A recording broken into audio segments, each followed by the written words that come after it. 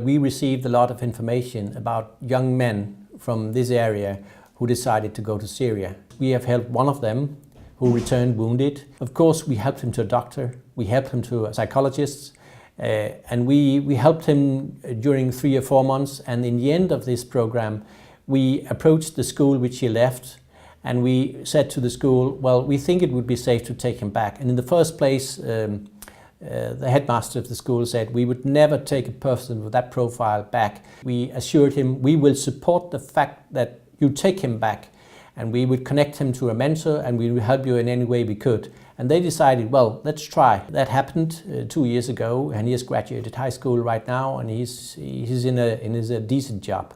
We could see from the beginning, when we approached the larger group of young men in the Muslim Youth Center, we could believe that we sensed a very strong feeling of marginalization and discrimination.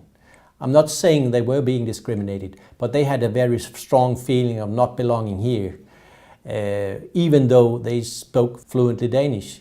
So we could see among them there was a very, very strong feeling of not being able to have a voice in the Danish society, not being integrated because of their strong religious belief. From the beginning, it's not very accepted to listen to terrorists, but these people who are in the breeding group, so to speak, they're not terrorists. They're young men.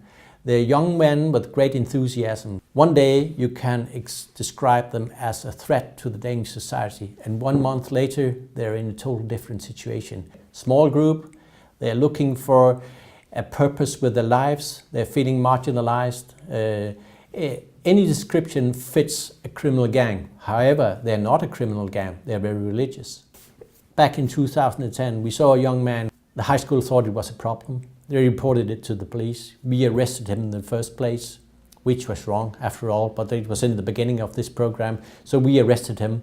A few months after that, I discussed with one of the policemen in the program, let's try and approach him and see what his situation is. So he called him and invited him here to a conversation. What we did not know was in those months who had passed by, he'd been thrown out of school and his mother was dead.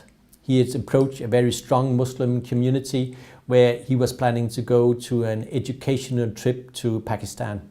So that's how things develop. If a mother dies and we handle a case perhaps not in the best way, and at that time we introduced him to one of our skilled mentors he's a lawyer but also a Muslim himself. They had a cup of coffee and he got interested in, well, perhaps there are ways of being here in Denmark where I can have my education and still be a Muslim.